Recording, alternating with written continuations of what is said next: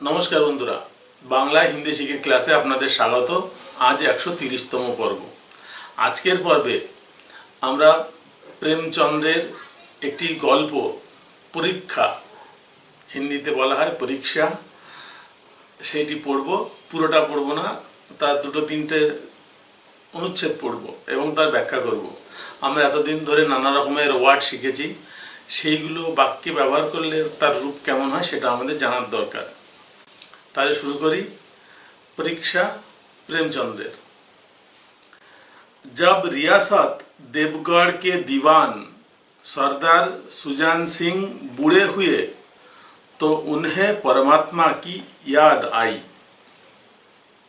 जब माने जखन, रियासत माने देशीय राजा।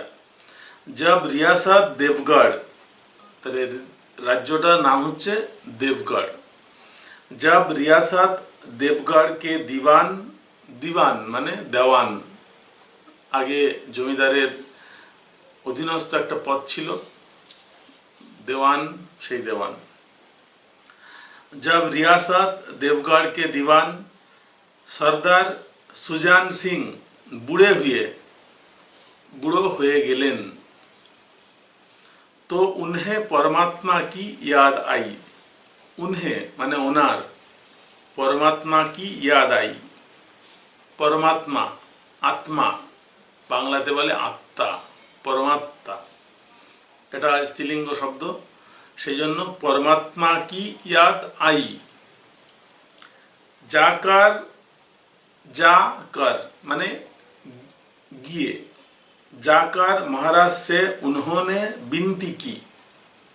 গিয়ে তিনি মহারাজকে অনুরোধ করলেন, নিবেদন করলেন। বিনতি, বিনীত অনুরোধ। जाकर महाराज से उन्होंने विनती की।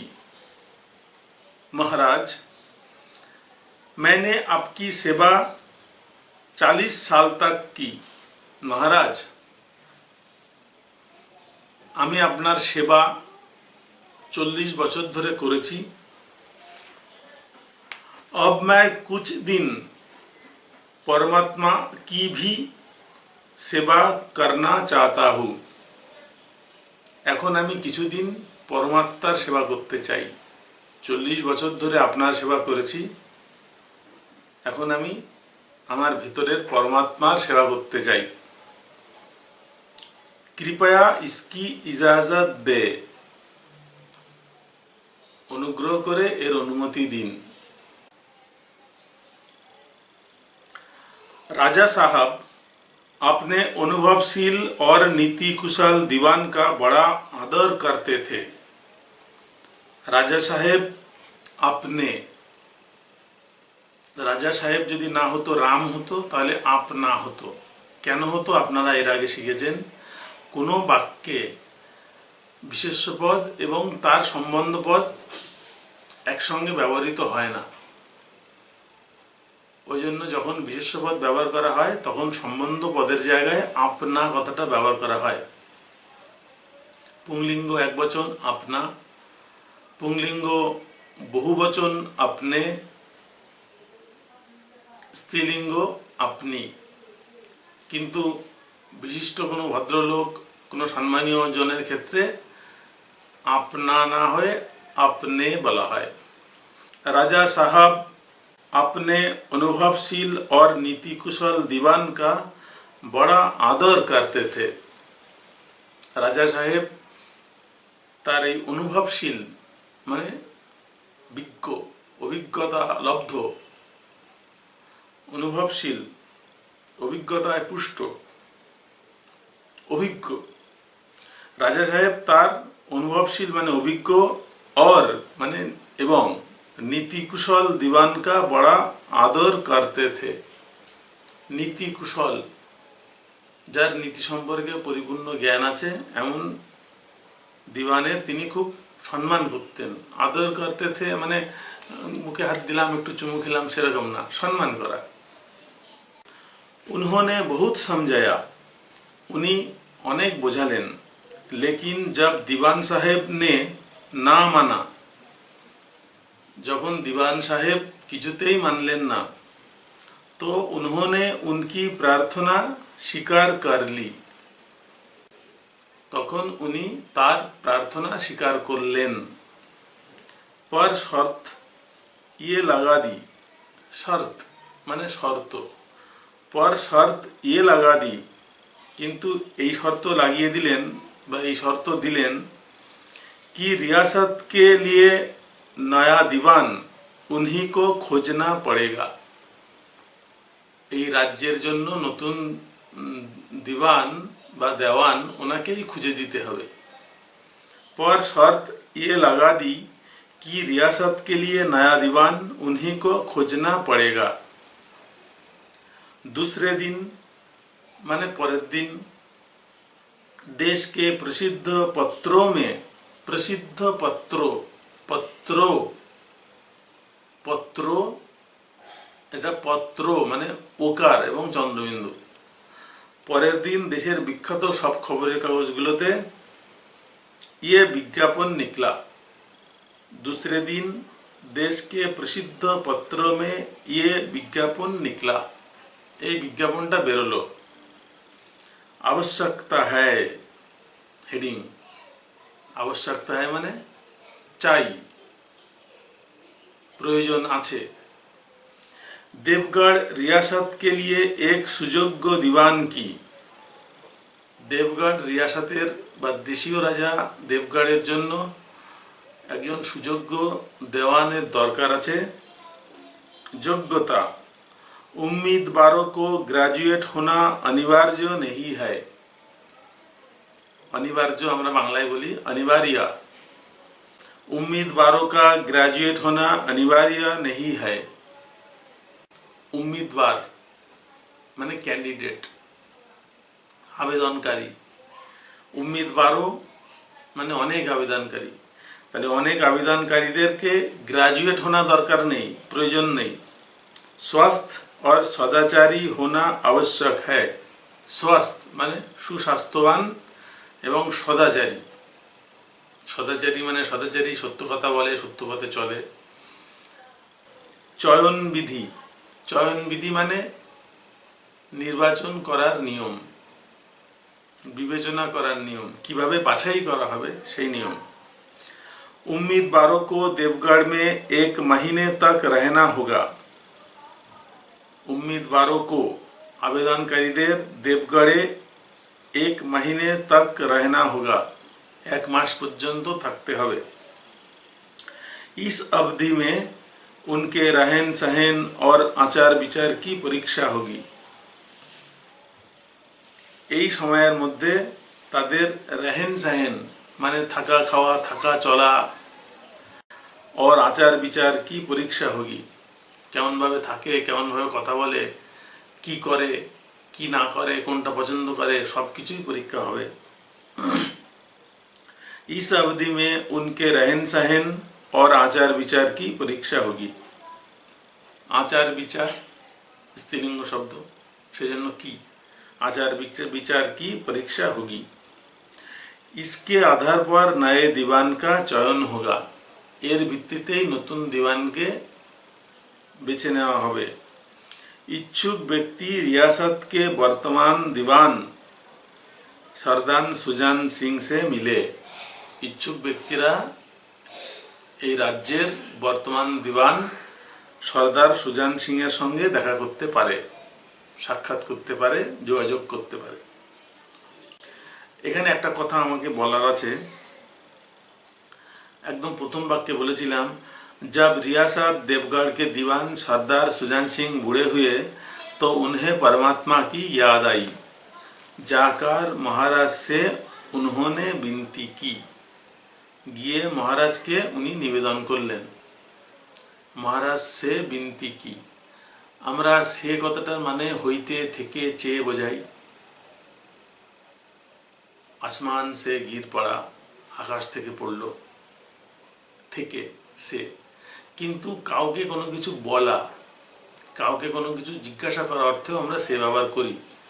বাক্যটা এমনই, উনসে পুছো, বাংলাটা ওকে জিজ্ঞাসা করো, বাংলাটা ওকে জিজ্ঞাসা করো, তাহলে উনকো পুছো হতে পারত, কিন্তু হলো না। উনসে পুছো, অর্থাৎ কারো কাছ থেকে কোনো কিছু জেনে নেওয়ার ক্ষেত্রে সে ব্যবহার করা হয়।